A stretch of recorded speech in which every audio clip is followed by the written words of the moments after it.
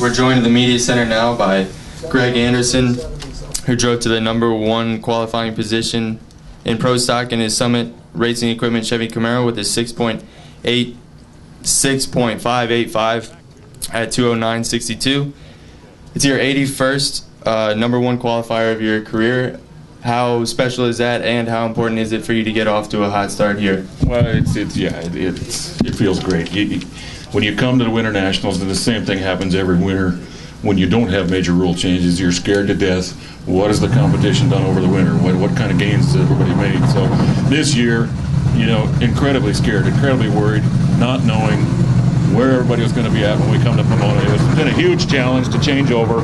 I don't really think anybody in the entire class has really got any prior knowledge with fuel injection. So it's been a learning curve for everybody right from ground up, and a very steep one. And I mean to tell you, the first time we put a motor on the dyno was pretty ugly. It was pretty depressing.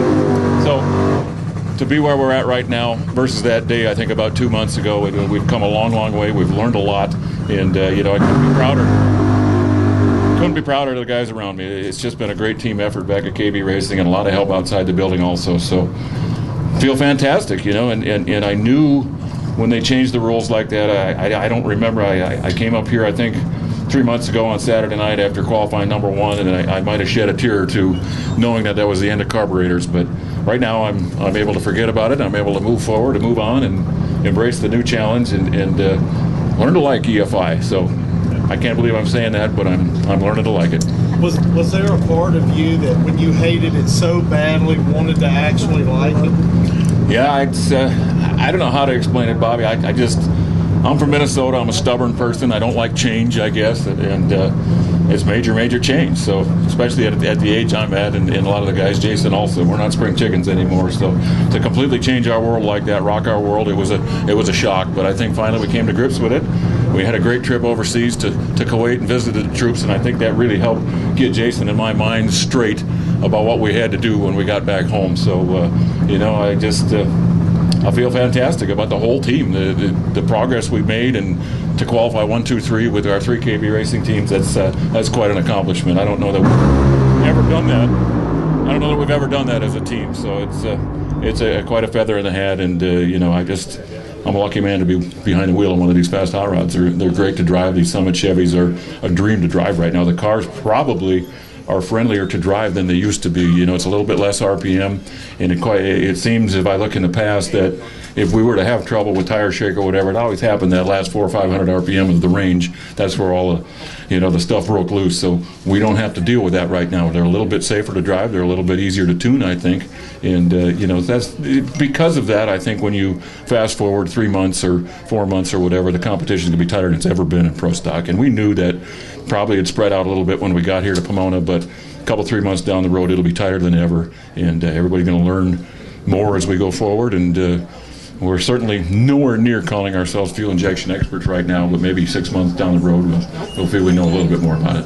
What would it mean to you to win the first EFI? And before you answer the question, Frankie Iaconia in 1982 won the first 500-inch. I remember. You know what kind of car he was driving? Camaro, wasn't it? That's right. I do. I remember that day. I do. And Frankie came in here with low expectations. I remember that also. So he shocked the world then. And, I don't know what to think about it, but I can guarantee you a lot of our competition, because of the RPM range we used to run our engines at and the major change it was going to be for us versus the rest of the class. It's not a big secret. We ran our stuff higher RPM than most. They kind of probably snickered and said, well, KB's probably going to be behind the 8 ball for a while trying to make that changeover. So feel extra proud of the job these guys have done, and just goes to show you the talent that we've got on this team. And I feel fantastic to be a part of it. And as much as I drag my feet and fear change, once you finally accept it, there's no stopping us. We all love to race. We love to win, and it's a new chapter. It's a new opportunity, and the sky's the limit. We thought that stubborn thing was limited to WJ. No, I think I picked it up from him, probably. We're both Minnesotans, Besides all the changes of the cars, the car, how are you a driver? How did you change versus last year. Well, that's different too, and they are more tricky to drive right now. We all, as a group, are kind of struggling a little bit with the drivability of the cars, the being able to do the proper burnout, to stage the car properly, real shallow, real smooth. You need to do that in Pro Stock to make good runs. So we're all a little bit off on that part of the game, so it's really tough right now for the drivers. The visibility is better. We don't have a hood scoop to climb around and look around on the starting line, so we can see the tree better.